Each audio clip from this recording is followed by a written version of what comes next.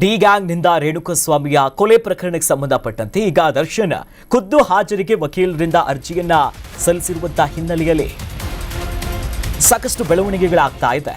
ಒಂದು ಕಡೆ ಕೊಲೆ ಪ್ರಕರಣದಲ್ಲಿ ಜೈಲು ಪಾಲಾಗಿದ್ದಾರೆ.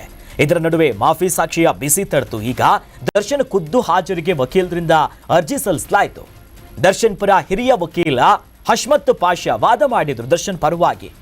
ದರ್ಶನ್ ಅವರನ್ನ ಖುದ್ದಾಗಿ ನಾವು ಹಾಜರುಪಡಿಸಿದ್ರೆ ಆ ಅಂಶಗಳನ್ನ ಸಾಕ್ಷ್ಯ ವಿಚಾರಣೆ ವೇಳೆ ಸೂಚನೆ ಪಡೆಯುವುದಕ್ಕೆ ಇದು ಅನುಕೂಲ ಆಗುತ್ತೆ. ದರ್ಶನ್ ಅವರನ್ನು ಕರೆಸಬೇಕು. ವಿಡಿಯೋ ಕಾನ್ಫರೆನ್ಸ್ಗೆ ಹೆಡ್ಫೋನ್ ವ್ಯವಸ್ಥೆಗಳು ಇಲ್ಲ, ಹಾಗೆ ಮಾಡೋದಕ್ಕಾಗೋದಿಲ್ಲ. ಹೀಗಾಗಿ ಖುದ್ದು ಹಾಜರಿಗೆ ಆದೇಶವನ್ನ ನೀಡುವುದಕ್ಕೆ ಮನವಿ ಮಾಡಿಕೊಂಡಿದ್ದಾರೆ ದರ್ಶನ್ ಪರ ವಕೀಲರು. ಆಗಸ್ಟ್ 17ಕ್ಕೆ ಆದೇಶವನ್ನ ಈಗ 59ನೇ ಸಿಸಿಎಚ್ ಕೋರ್ಟ್ ಕಾಯ್ದಿರಿಸಿಬಿಟ್ಟಿದೆ. ಈ ಮಾಫಿ ಸಾಕ್ಷಿಯ ನಂತರದಲ್ಲಿ ಕೋರ್ಟ್ ಬಹಳಷ್ಟು ಮಹತ್ವದ ನಿರ್ಧಾರಗಳನ್ನು ತೆಗೆದುಕೊಳ್ಳುತ್ತಿದೆ. ಇಡೀ ಕೇಸಿಗೆ ಒಂದು ಟ್ವಿಸ್ಟ್ ಸಿಕ್ಕ ಅನ್ನೋ ಮಟ್ಟಿಗಿದೆ.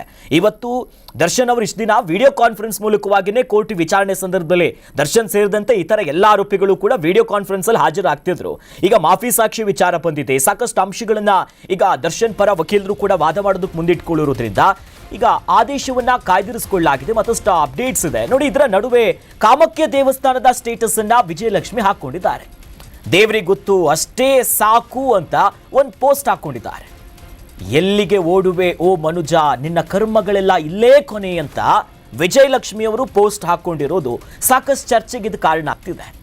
ಪೋಸ್ಟ್ ಹಿಂದಿನ ಅರ್ಥ ಏನು ಅನ್ನೋ ಕುತೂಹಲ ಅವ್ರ ಅಭಿಮಾನಿಗಷ್ಟೇ, ರಾಜ್ಯದ ಜನರಿಗಲ್ಲ. ಇನ್ನು ಪೋಸ್ಟಿಗೆ ನೆಟ್ಟಿಗರಿಂದ ನಾನಾ ರೀತಿಯ ವ್ಯಾಖ್ಯಾನಗಳು ಬರ್ತಿದೆ.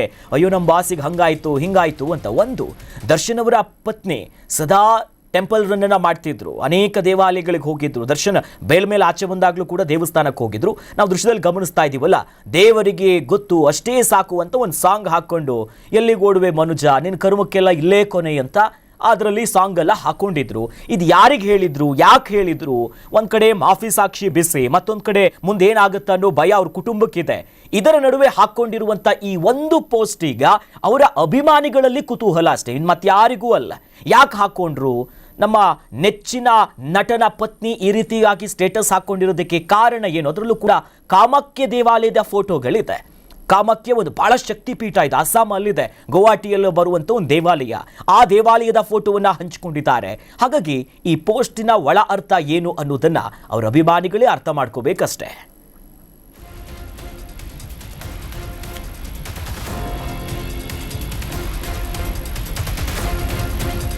ಕರ್ನಾಟಕ ನ್ಯೂಸ್ ಬೀಟ್ ಫಾಲೋ ಮಾಡಿ, ಸಬ್ಸ್ಕ್ರೈಬ್ ಮಾಡಿ.